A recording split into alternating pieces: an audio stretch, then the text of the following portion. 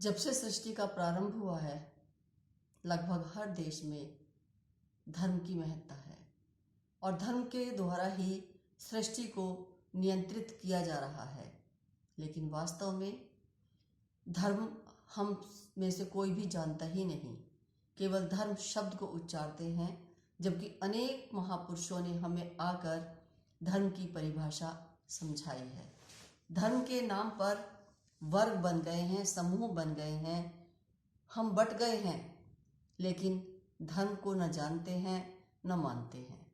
आज हम धर्म की ही बात करते हैं। सर्वोपरि है धर्म।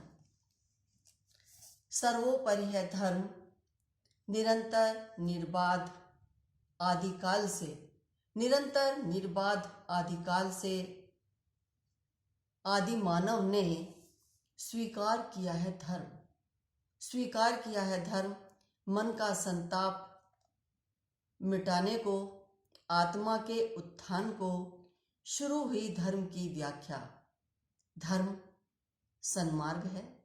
धर्म सन्मार्ग है, जीवन का आधार है। पर ब्रह्म को पाना ही जीव का ध्येय है। लेकिन मनुष्य से दूर हो गया। मनुष्य से दूर हो गया। धर्म के नाम पर मानव में भेद हो गया। धर्म के नाम पर अनेक धर्म बन गए, किंतु मानव धर्म खो गया। किंतु मानव धर्म खो गया। मानव धर्म खो गया। वेद, कुरान, बाइबल, गुरु ग्रंथ साहब कहते हैं ये सब ईश्वर की वाणी है। कहते हैं ये सब ईश्वर की वाणी है, लेकिन इन पर चलने वाला कोई नहीं। इन पर चलने वाला कोई नहीं, क्योंकि मानव की रगों में खून नहीं पानी है। अतः जो अपना हित साध दे, धर्म की वो ही परिभाषा मानी है। धर्म ग्रंथ अलग अलग हो सकते हैं, लेकिन उनके सिद्धांत एक हैं। वो सब धर्म ग्रंथ तो मंदिर मस्जिद गुरुद्वारे की शोभा है। जीवन में इन धर्म ग्रंथों के सिद्धांत को किसने रोपा है? जीवन में इन धर्म ग्रंथों के सिद्धांत को किसने रोपा है? अंधविश्वास आडंबर ही जीत गया। अंधविश्वास आडंबर ही जीत गया। धर्म ग्रंथ का शुद्ध रूप जीवन में पीछे छूट गया। राम आए अनेक कष्टों को सहन कर मर्यादा की स्थापना की। लेकिन राम के जीवन से शिक्षा किसने ली? क्योंकि कष्टों से संघर्ष करने का दम ही नहीं। जो कष्टों का अंत कर दे, उससे बड़ा कोई धर्म ही नहीं, उससे भिन्न कोई धर्म ही नहीं। बस तनाव अवसाद से मन घिरा। बस सुंदर कांड का पाठ कर सुख का भंडार भरा। कोई भी रामायण का अध्ययन नहीं करता, बारीकी से अध्ययन नहीं करता। जब कष्ट आ जाते हैं, पंडित जी बता देते हैं, तो 12 घंटे में सुंदर कांड का पाठ कर बहुत तेज गति से करके इतिश्री कर लेते हैं। मान लेते हैं कि हमने पूरी रामायण पढ़ ली। कृष्ण आए ज्ञान योग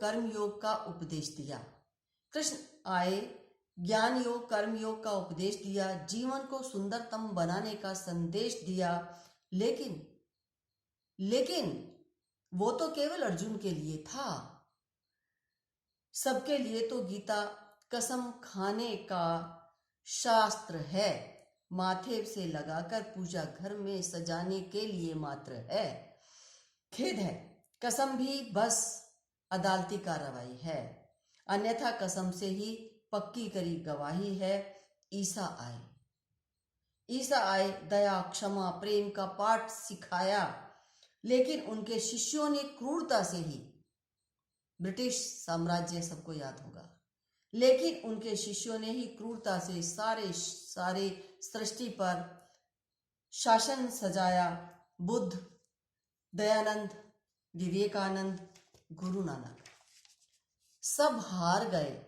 आडंबर के झंडे सबके दिलों के पार गए। फिर भी हम सर्वश्रेष्ठ अनुयायी होने का परचम लहरा रहे हैं। हम सर्वश्रेष्ठ अनुयायी होने का परचम लहरा रहे हैं। विवेकानंद ने कहा था, नर ही नारायण है, नर ही नारायण है। दरिद्र नारायण की सेवा करनी होगी। सारे देवों को भूल भारत देव की पीड़ा हरनी होगी। भारत देव की पीड़ा हरनी होगी। भारत अब भी कराह रहा है, और अब तो भारत क्या, अब तो पूरा विश्व कराह रहा है।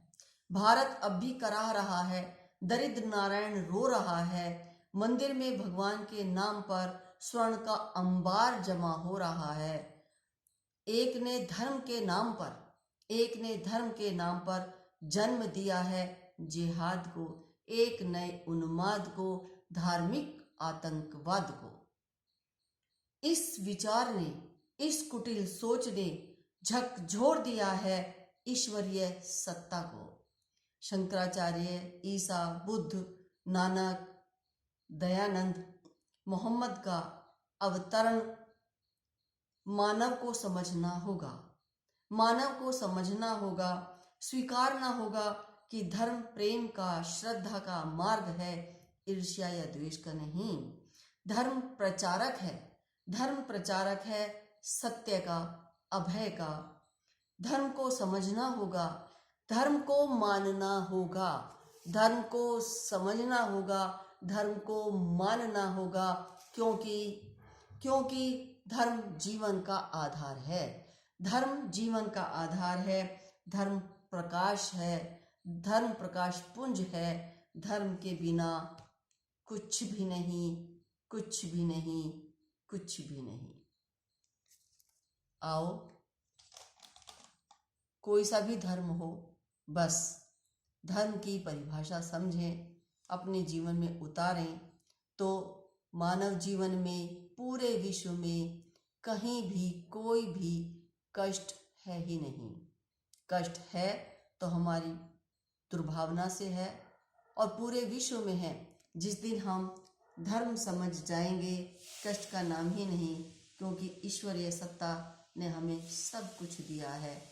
हम ईश्वरीय सत्ता का भी विनाश कर रहे हैं और धर्म की दुहाई दे रहे हैं। आओ, धर्म को समझें, धर्म को अपनाएं। धन्यवाद।